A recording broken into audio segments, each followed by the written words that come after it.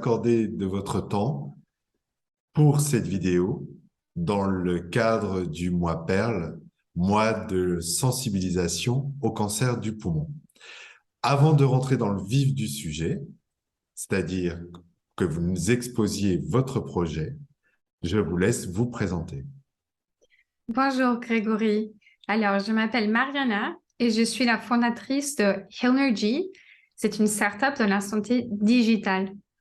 Notre but est de faciliter la vie des patients atteints de cancer et des professionnels de santé. Merci. Est-ce que vous pouvez nous en dire plus? En quoi consiste exactement ce beau projet?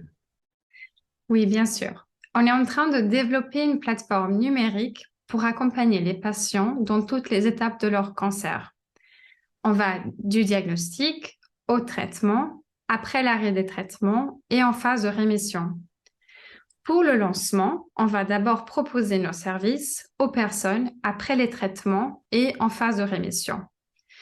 On proposera un suivi par un coordinateur qui recueillera les besoins de ces patients et fera une évaluation pour ensuite leur proposer des solutions. Ça pourrait être par exemple comment reprendre l'activité physique ou des conseils pour avoir une alimentation équilibrée ou peut-être pour gérer l'anxiété. Tout cela sera surveillé par une équipe de professionnels de santé qui suivront les patients à distance.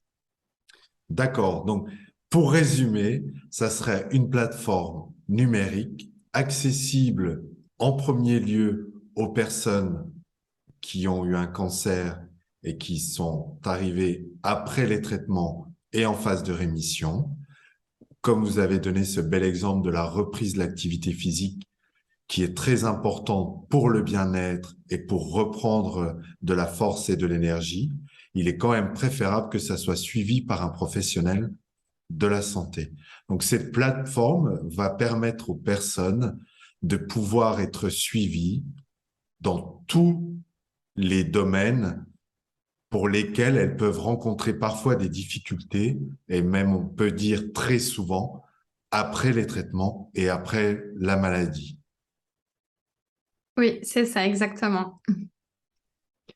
Est-ce que vous pouvez nous dire quand cette plateforme sera disponible, quand les patients ou les personnes qui ont vécu cette phase difficile de leur vie pourront se connecter et se renseigner?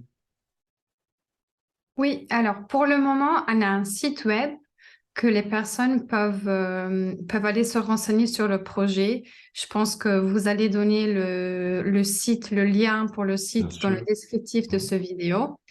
Et le but, c'est de lancer le premier programme pour les patients après traitement et en rémission dès l'été de 2023. Et d'où vient cette idée, Mariana? D'où vient l'idée de ce beau projet? Cette idée vient d'une expérience très personnelle. J'ai plusieurs personnes de mon cercle de famille et d'amis qui ont été touchées par un cancer.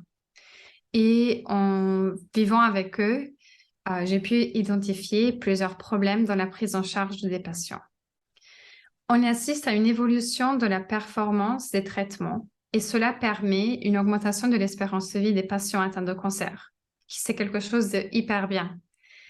Mais ces personnes qui n'ont plus besoin de traitement ou d'un suivi médical ont malgré tout très souvent des difficultés, aussi bien que psychologiques que physiques, comme des effets indésirables de leur traitement.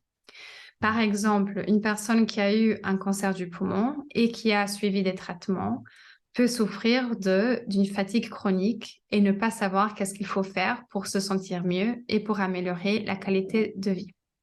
Et donc, ma solution va proposer à ce type de patient des moyens simples et efficaces de pallier ce genre de problème qui rencontrent très souvent les personnes après les traitements. D'accord. Merci beaucoup pour ces précisions, Mariana.